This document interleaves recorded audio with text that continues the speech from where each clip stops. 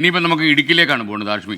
എസ്കേന, അവിടെ ഏലം കർഷകരുടെ പ്രതിസന്ധി എല്ലാ കാലമുള്ള പ്രതിസന്ധിയാണ്. കേന്ദ്ര ബജറ്റിൽ പ്രതീക്ഷ അർപ്പിക്കുന്നു. പതിവ് പോലെ ഇക്കുറിയും ഇടുക്കിയിലെ ആ പാവം കർഷകർ താങ്ങുവില ഉൾപ്പെടെ പ്രഖ്യാപിക്കണമെന്നാണ് അവരുടെ ആവശ്യം. വളം ഉൾപ്പെടെയുള്ള വസ്തുക്കളുടെ വർധനവിലും ഇടപെടൽ വേണം എന്ന് ഏല കർഷകർ ദീർഘനാളായി ആവശ്യപ്പെടുന്നു. ഈ മണിക്കൂറുകളിലും അവർ ആവശ്യപ്പെടുകയാണ്. എസ്കേന, ഇത്തവണത്തെ കേന്ദ്ര ബജറ്റിൽ ഇടുക്കിയിലെ ഏലം കർഷകർ വലിയ പ്രതീക്ഷ വെച്ച് പുലർത്തുന്നുണ്ട്. കഴിഞ്ഞ കുറച്ച് നാളുകളായി ഏലം മേഖലയിൽ കാര്യമായ പ്രഖ്യാപനങ്ങളൊന്നും ഉണ്ടായിട്ടില്ല. എന്നാൽ ഇത്തവണ അവർ ആവശ്യപ്പെടുന്ന പ്രധാനപ്പെട്ട കാര്യങ്ങൾ ഒന്ന് താങ്ങുവിലയാണ്.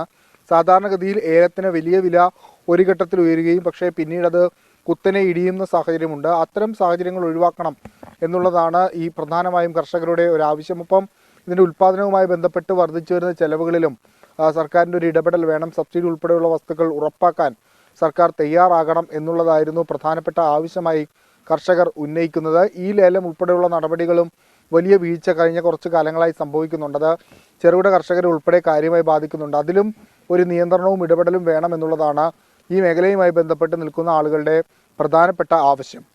ഏലം മേഖലയിൽ വലിയ പ്രതിസന്ധി അനുഭവപ്പെടുകയാണ്. ഏല കർഷകർ ആത്മഹത്യയുടെ വക്കത്ത് നിൽക്കുകയാണ്. ഏലത്തിന് കൃഷി ചെയ്യുന്നേക്കാളും കൂടുതൽ പൈസ കിട്ടുമെന്ന് പ്രതീക്ഷിച്ചുകൊണ്ടാണ് കർഷകർ കൃഷിക്ക് വന്നത്.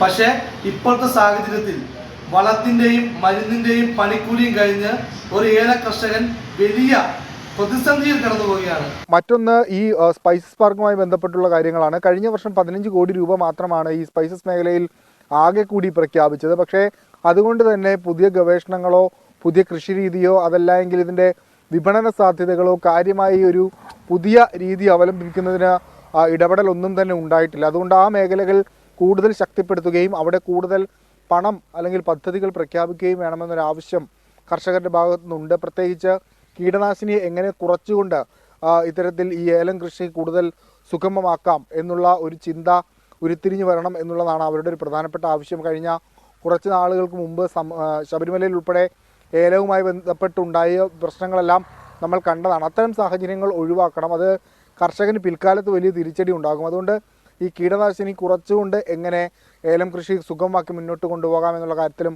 ഒരു തീരുമാനം വേണം. അങ്ങനെ പ്രധാനമായും ഇത്തരം കാര്യങ്ങളാണ്. താങ്ങുവില, അതോടൊപ്പം ഉൽപ്പാദനത്തിൻ്റെ ചെലവ്, ഈ സ്പൈസസ് ബോർഡുമായി ബന്ധപ്പെട്ട് കൂടുതൽ പണം സർക്കാർ പ്രഖ്യാപിക്കണം, പുതിയ ഗവേഷണങ്ങൾ നടത്തണം. ഇത്തരം ആവശ്യങ്ങളാണ് ഇടുക്കിയിലെ ഏലം കർഷകർ പ്രധാനമായും ഈ ബഡ്ജറ്റിൽ നിന്ന് പ്രതീക്ഷിക്കുന്നത്.